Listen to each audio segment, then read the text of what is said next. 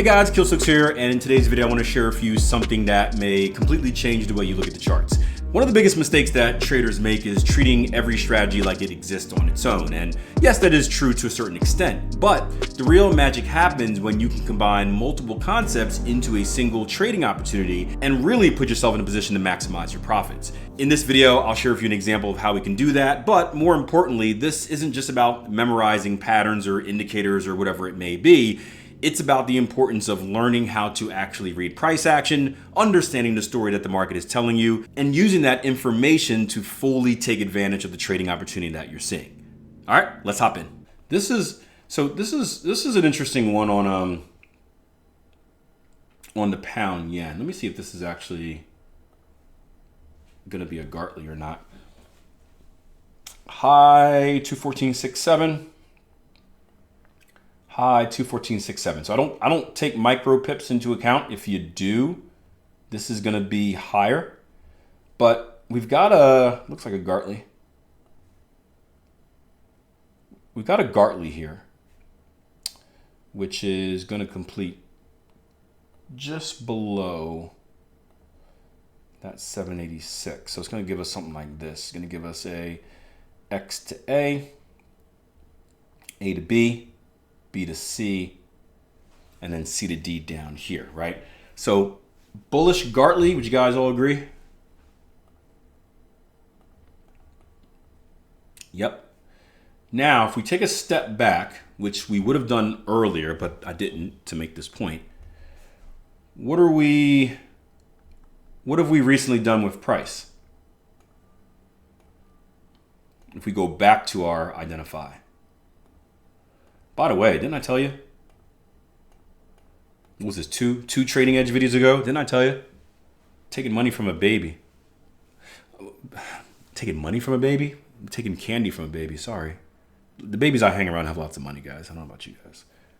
But I told you, no brainer. Came down, higher high, higher close, no brainer. Easy pickings down here. But yeah, we have a break and close above structure. So if we go back through our process, IPDE, we identify a break and close above structure. That allows us to make the prediction that price action is likely to go in what direction. Which one of these characters do I choose? Bull or bear? Bullish or bearish? Identify a higher high, higher close. Bullish. All right. So trend continuation traders, you're looking for an opportunity to go higher. All right, next question is, or next part of our prediction is, if we're likely to go bullish, then where are we likely to go bullish to? This is where it gets a little bit tough, right? This is where analysis comes into the play, if you guys like using analysis. But I think we would start off by saying what? Somewhere, we have two options, right? From just a pure structure perspective, somewhere in here. Would you guys agree with that? I know that doesn't give us the smallest of range, only 150 pips. We can look at kind of our elephant candle up there, maybe narrow that range down to something like this. What else might we do? Say it before I do it.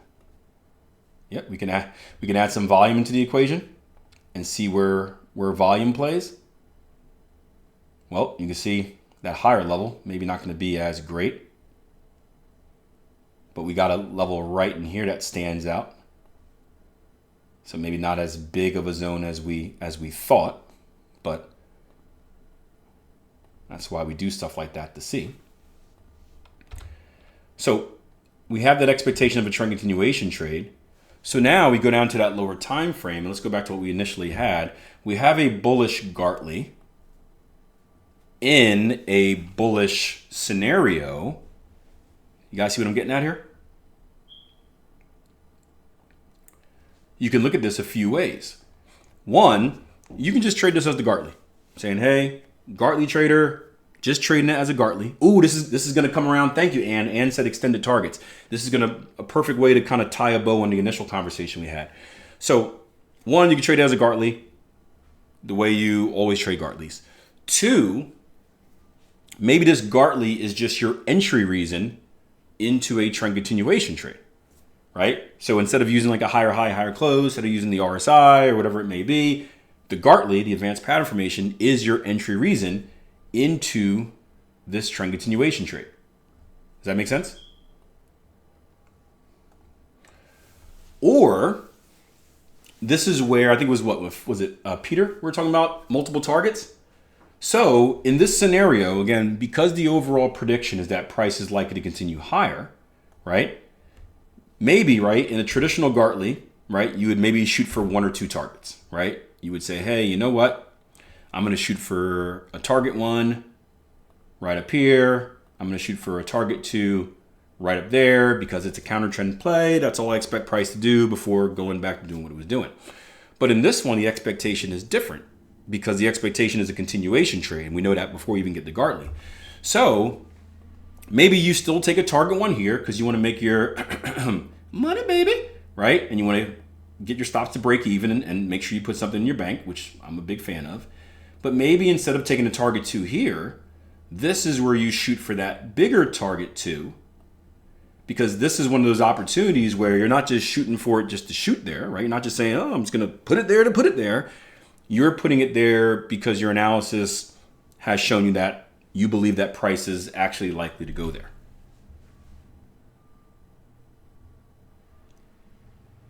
So perfect example of that. I just want to do a few more things because you know what I would do here and what I will do if this happens.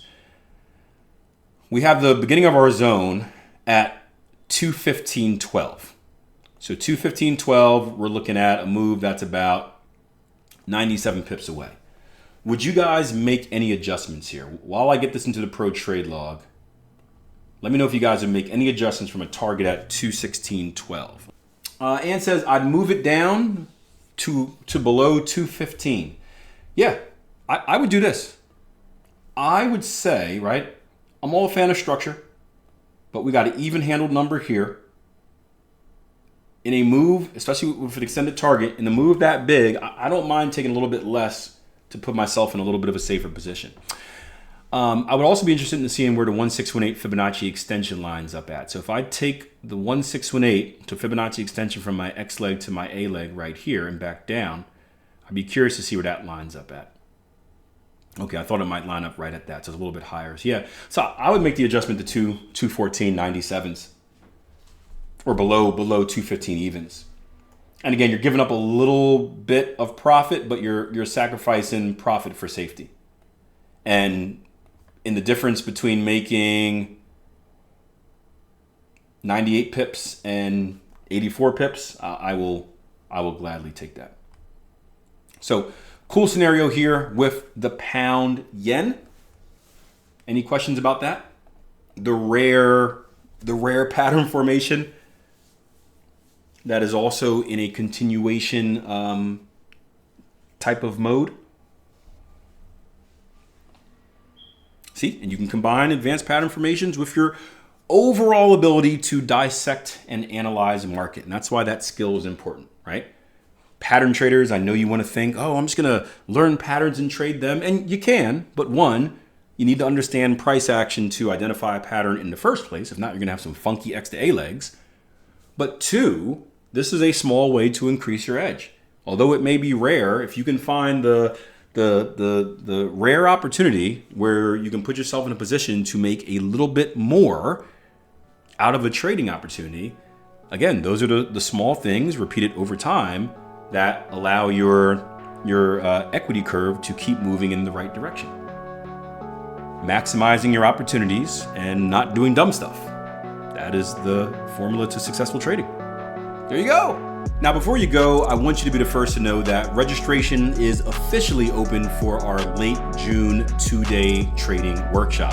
A lot of you mentioned that you wanted more advance notice so you can clear your schedule and make plans to attend it. So here it is. If you're interested in joining, the registration link will be in the description box below, and I look forward to working with you guys in late June.